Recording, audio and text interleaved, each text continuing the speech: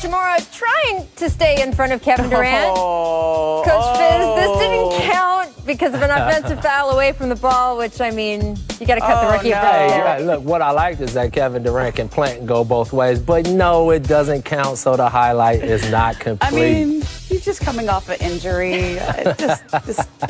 Don't bother Ricky. Clearly, he has to take it so slow. Welcome to The Jump. I'm Rachel Nichols alongside former NBA head coach David Fizdale, ESPN senior writer Ramona Shelburne. Coming up, guys, Paul George and Devin Booker got into a heated argument during the game last night. Paul said afterward he has been the target of more trash talk this season than in the past. Does he still have work to do to silence his doubters? We're going to discuss that. First, though, a lot of sports is binary, right? The ball goes in or it doesn't. It's called a foul or it isn't. Either you win or you don't. There is no gray area. So it's not shocking that over this past weekend, there was a lot of binary talk about Steph Curry, especially if you go back to Friday night when Portland thumped the Warriors by 25. Curry was still Golden State's leading scorer that night, but even he called the evening, quote, demoralizing after making just 4 of his 12 three-point attempts and finishing the game a minus 27. And boy, did that get people talking. Depending on which corner of the internet you hang out on, you heard Steph described as either a martyred saint whose otherworldly trials included roster instability, injuries, and the boxing one, or as an aging, overhyped role player who can't cross the street without a Kevin Durant-shaped cane in his hand. For days, the debate raged, stirred further by some Damian Lillard comments about how, quote, it's different than the past 4 or 5 years for Steph, and that, quote, he's seeing it's tough to get those quality looks now. Of course, if you actually listen to the full interview, Lillard was not remotely taking a shot at Curry. He was making a much larger point about how both for him and Steph Curry, there is sometimes not much you can do when an opposing coach is throwing 3 or 4 defenders at you on every trip down the court. But the Steph is overrated crowd grabbed those Lillard headlines and ran with them so loudly that even Steph himself couldn't ignore all the buzz. By the time he stepped onto the court last night for the bookend of the Warriors' 2-game homestand against Portland, he was determined that things go differently, and boy, did they, as Steph brought out all the tricks. Handles? Yeah, check. Woo! Little reverse up and under there? Yeah, no problem. Yeah, he can just do that, Fizz.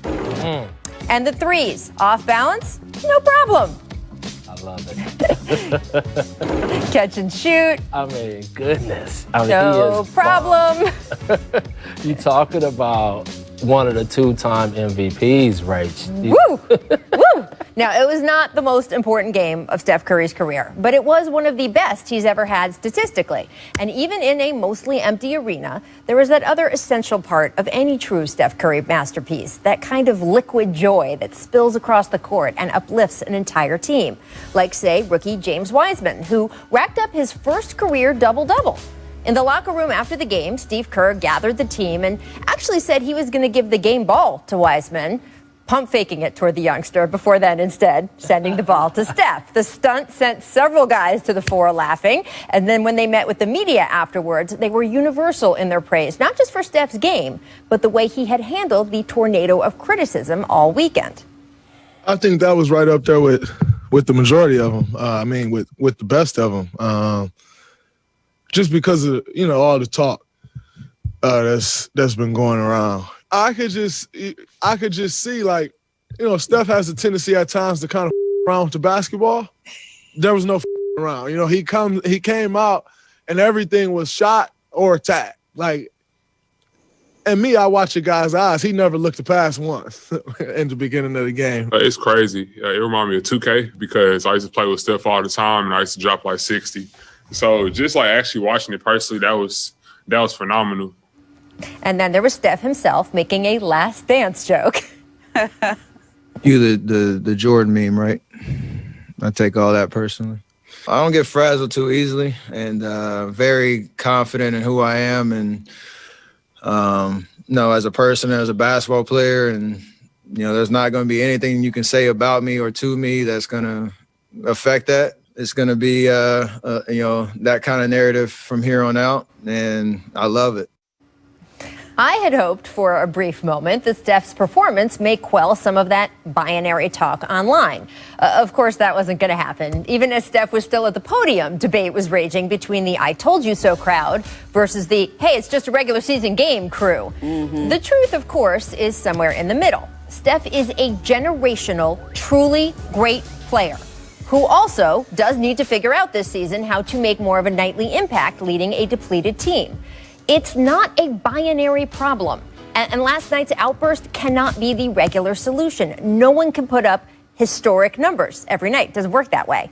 But at least for 48 minutes, amid all the talk, it was Steph Curry who had the loudest word. Either the ball goes in or it doesn't. And last night it did. A lot. So, Fizz, you already knew how good Steph Curry was. But what stood out to you watching last night, especially considering all the talk? It's tough to even follow Draymond Green, right? I mean, he hit it on the head. You know your teammates well. When they don't look to pass, when the great ones just say, hell with it, I'm about to show you, you know that they're on a mission. And he was on a mission. It just makes the league exciting for me because, going into the season, Golden State, I was like, yes, we're getting back to this. And to see Klay go down, I think everybody kind of had the wind taken out of them. But Steph just reminded everybody that they're still going to be in this fight. And I think the toughest thing and the thing everyone's going to watch is, can he do it at a high level? Not 62 a night, come on. But the Steph Curry level that we've been grown accustomed to. Can he do that on a nightly basis and get his team a chance to get into the playoffs?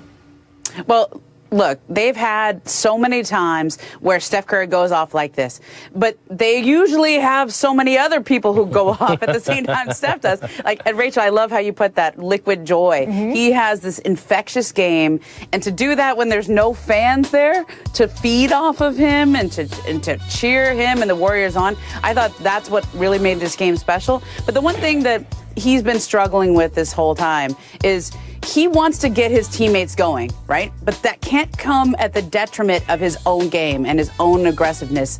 And that's what I thought the difference was last night, is that he was aggressive, he was attacking, and that will feed to his teammates. Now, in the past, we used to refer to them as strength in numbers, right? That's why the Warriors were so good. They were so deep. I don't think we appreciated it at the time. The people in Oakland, they appreciated it. The coaches appreciated it. Now we all appreciated it because Steph is out there many nights with a bunch of rookies, young players, and Kelly Oubre, who's still trying to find a shot. So for him to do that with no crowd, nobody else to feed off of, that's what was so impressive. And also, by the way, how Draymond Green plays in these games affects Steph. And Draymond did not score buckets last night. Everyone's talked about his stat line.